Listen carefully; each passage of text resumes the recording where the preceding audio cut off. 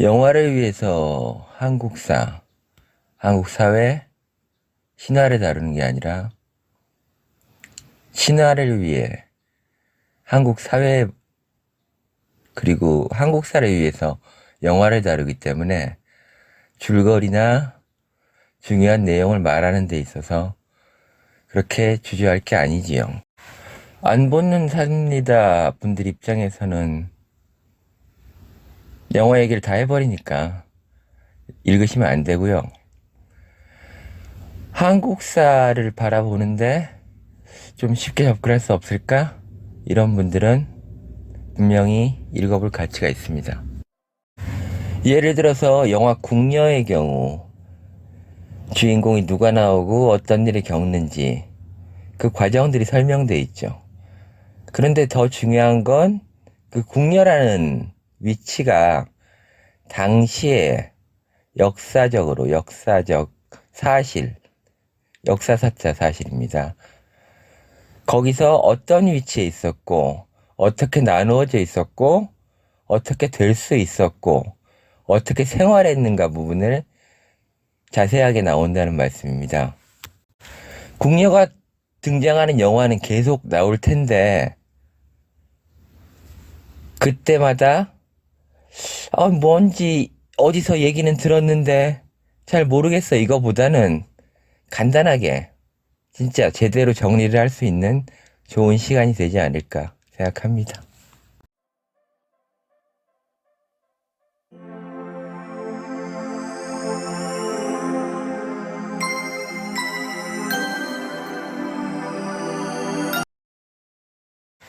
이 책은 주제별로 영화들이 나옵니다.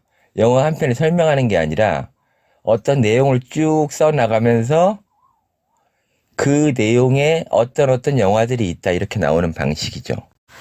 예를 들어서 오빠라는 대목이 있습니다. 언니 오빠 할 때 그 오빠죠.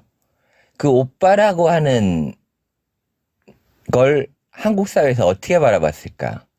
시대에 따라서 그러니까 여기서 다루는 1946년 이후 지금까지 어떻게 우리가 오빠 하면 떠오르고 살아왔을까?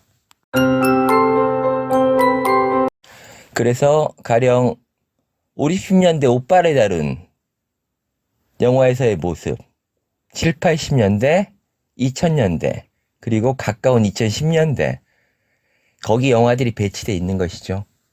그래서 그 부분을 읽다 보면, 우리는 예전에 오빠 이렇게 생각했었구나. 혹은 사회에서 이렇게 생각하라고 우리한테 강요를 했었구나를 알 수 있고, 지금 영화에서 나타나는 오빠의 모습과 내가 생각하는 오빠의 모습, 그리고 우리 사회가 요구하는 오빠의 모습은 어떤가를 비교해 볼 수 있는 거죠. 그러니까 줄거리라든가 어떤 중요한 부분, 당연히 스포일러 같은 걸 숨겨놓고 안 가르쳐 줄 필요가 없는 거죠. 특정 영화를 홍보하는 게 아니라 나는 이런 주제에 대해서 이렇게 바라보는 걸 분석을 한다는 그런 구조로 되어 있는 것입니다. 자, 신화입니다. 흔히 땡땡, 맛땡, 땡불 영화는 시리즈로 나오는데 대부분 신화를 근거로 하고 있죠. 주인공이나 악당, 배경까지도요.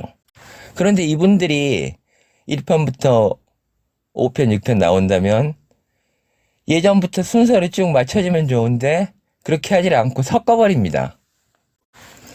그래서 흔히들 순서대로 보는 법. 처음 거부터 끝까지 볼 것인가? 전개 순서에 맞춰 볼 것인가? 그거를 물어보곤 하죠. 님 이거 어디서부터 봐야 됨? 이번에 개봉한 거 보려면 이거 봐도 됨? 나 봤는데 모르겠음 이런 거요. 그 시간에 이 책을 읽으시라는 말씀입니다. 신화에 대한 전반적인 맥락. 즉, 이렇게 흘러가고 이렇게 진행이 되고 있구나.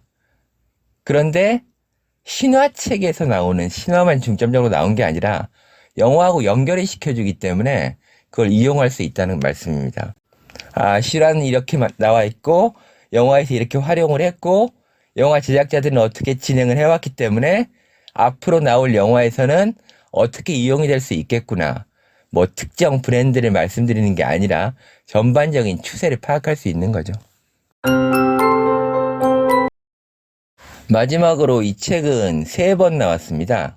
2011년, 2015년 정도, 그리고 2023년. 2011년판은 제가 굳이 빌려왔는데 절판이고요. 하지만 중고 서점에 돌아다닐 수 있습니다. 그런데 분량이 작습니다. 웬만하면은 새 거를 사시는 게 좋지요.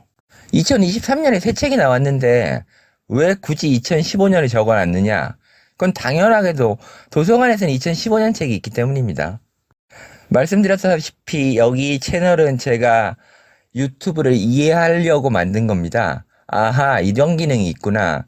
그래서 저 좋게 만들었죠. 그래서 지나가시다가 살짝살짝 보시고 뭐 지나가시고 이러시면 되겠습니다. 감사합니다.